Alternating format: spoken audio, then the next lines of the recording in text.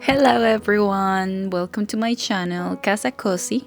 I am Daniela Vanessa and I want to show you this book I got not long ago, Everyday Watercolor by Gina Rainey. She has a YouTube channel that has helped me a lot in this journey of watercolor painting. And finally I got to get this book. It was only 19.99 pounds. And as you can see, I think it's beautiful.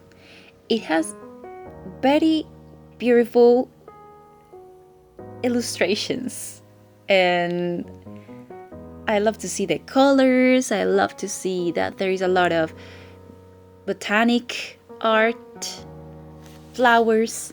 In the beginning she talks about what kind of materials are best, or she recommends what kind of brush is best, paper, painting, and she explains color theory, which is really helpful. And the first chapter is about strokes. She encourages us to start an abstract painting. So I'm excited to do this because I like to follow the step by step in the book. I think it will be easier for me. But the videos on YouTube, her YouTube channel, have been very helpful also. While I am doing this, I wanted to talk, I'm gonna read a book called Disciplines of a Godly Woman by Barbara Hughes. I don't know how to say her last name, and you know what? While I'm talking, you will hear that my pronunciation will get so bad. So have some mercy, some grace with me, please. Discipline for godliness. Train yourself to be godly. 1 Timothy 4:7. I had been married barely 2 years when I came across my husband's prayer list. As I dusted his every tidy desk, my own name caught my attention, right at the top of his list. Next to my name were the letters D and O. I was instantly curious. What did the letters stand for? Delightful and open-hearted. Open-hearted. Darling and optimistic. Distinguished and outstanding. I had no idea what he was thinking and what he was praying for me. After several days, I drummed up the courage to ask him. Without hesitation, he replied, disciplined and organized. Of course. My mouth fell open, my face reddened, and I cried out involuntarily. My husband was puzzled at my astonished response. He was thinking, doesn't she know she needs help in these areas? Doesn't she want help to be disciplined and organized? The truth? At the time, I wasn't aware that these were difficult areas for me. More truth? After 37 years, even though I've made a lot of progress, Kent is still praying for D and O for his wife. Discipline for me and discipline for Kent are not exactly the same thing. We've discovered that our personalities are so different. For starters, my husband is a morning person, and I wake up with the evening news. He finds sanity in structure, a well-ordered calendar with no unexpected interruptions. I welcome interruptions and love the surprise of a drop-in visitor. But I found that while a spontaneous personality may cause me to adopt a more flexible schedule, spontaneity isn't an excuse for me to ignore the importance of discipline. And discipline is important for me, for my spiritual life. In fact, it is the path by which the good news of Christ gives meaningful shape to all the days of my life. Maybe discipline seems like a hard word to you now. One full of challenge and perhaps of duty. But be prepared to discover that discipline is your lifeline. Something that you learn to embrace and thank God for as you grow in Him. The Godliness Workout. Years ago, when I was in my early 30s and the busy, flabby mother of 4, a friend and I made up our minds to get in shape and exercise a little physical discipline. We donned ratty old tennis shoes and weather-beaten t-shirts and shorts that set out to run around the block. To our dismay, we made it only as far as the first corner, nearly fainting with that much exertion. But we didn't give up. Every morning we tried again. The day we made it to the half-mile marker, we were so happy we celebrated with donuts. Donuts? Seriously? That morning workout eventually lengthened to 3 miles, then to 5. Always ending with the prize, a donut! It makes me giggle a bit, this book. We got fit, but we didn't take it too seriously. We understood that some disciplines are more important than others. The Apostle Paul links this idea of necessary training or discipline with the spiritual life. 1 Timothy 4:7 says, "Train yourselves to be godly." That word train is derived from the very ancient Greek word from which we get the English word gymnasium. By New Testament times, it referred to exercise and training in general.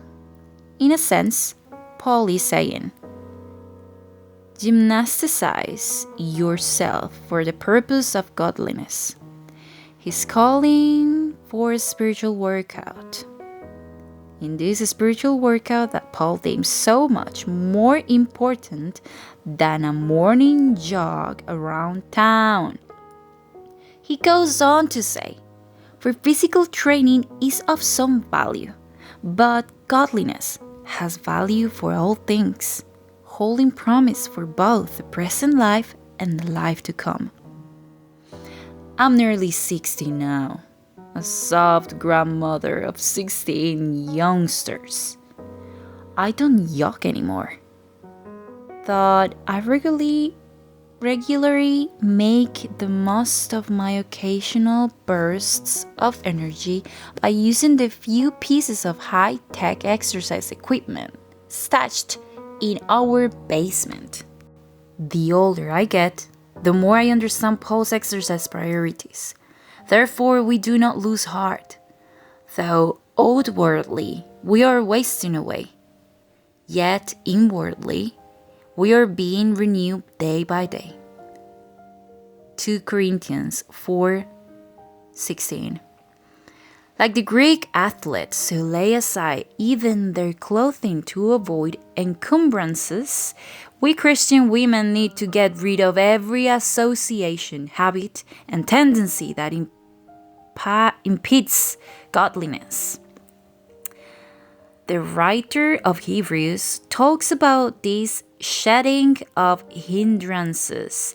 Therefore, since we are surrounded by such a great cloud of witnesses, let us throw off everything that hinders and the sin that so easily entangles, and let us run with perseverance the race marked out for us.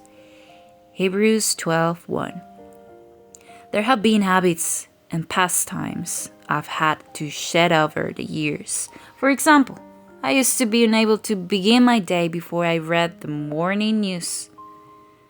I finally noticed that I consistently headed for the front porch for the newspaper before I reached for God's Word. It seemed like a simple thing, a newspaper, but I found I had to cancel my subscription in order to pursue a better habit. I have also had wrong ideas that have had to be altered or replaced by truth based in God's Word and His character. I've had to dump lots of dead weight. What is weighing you down today? Those things will have to go. Once you remove obstacles and hindrances, your call to train also demands that you direct your energy towards godliness. But I discipline my body and bring into subjection, lest when I have preached to others, I myself should become disqualified, writes Paul, 1 Corinthians 9:27. Remember Paul's instruction to train for godliness? Just a few sentences later, he comments on his command, saying, "For this we labor and strive." 1 Timothy 4:9. In the Greek, labor means strenuous toil. And the strive is the word that gives us agonize in English.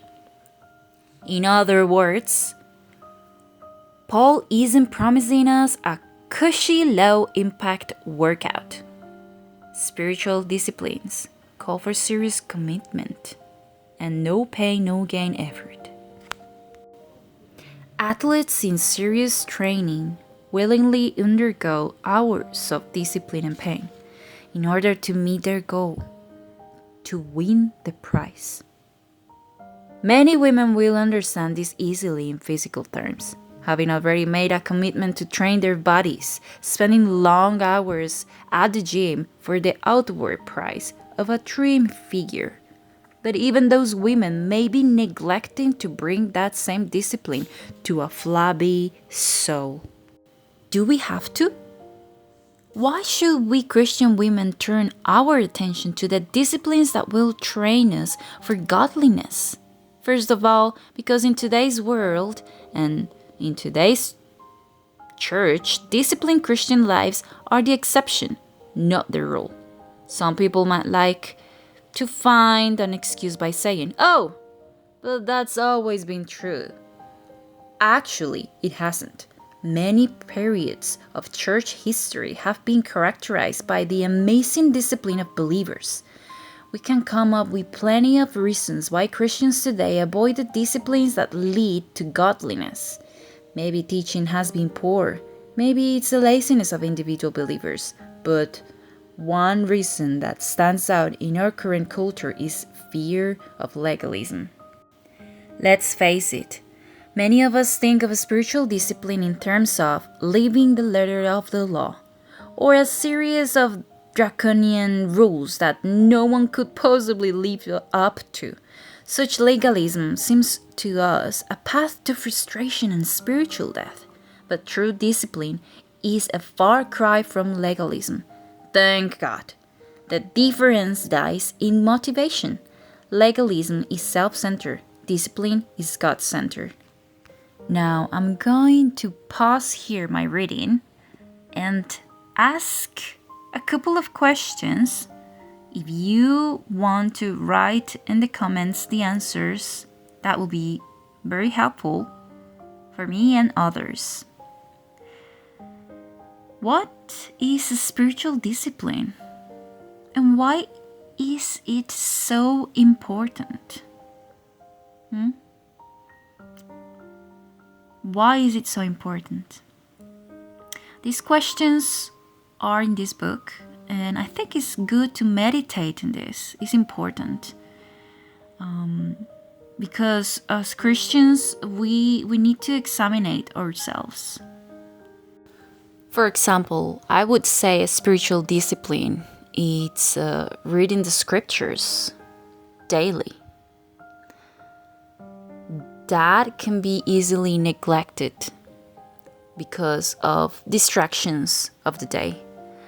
But I don't know, do you think reading scriptures is a spiritual discipline? What else do you think is a spiritual discipline? And most important, what does it prevent you from exercising spiritual discipline? In my case, what does it prevent me from reading the scriptures daily? That's a good question.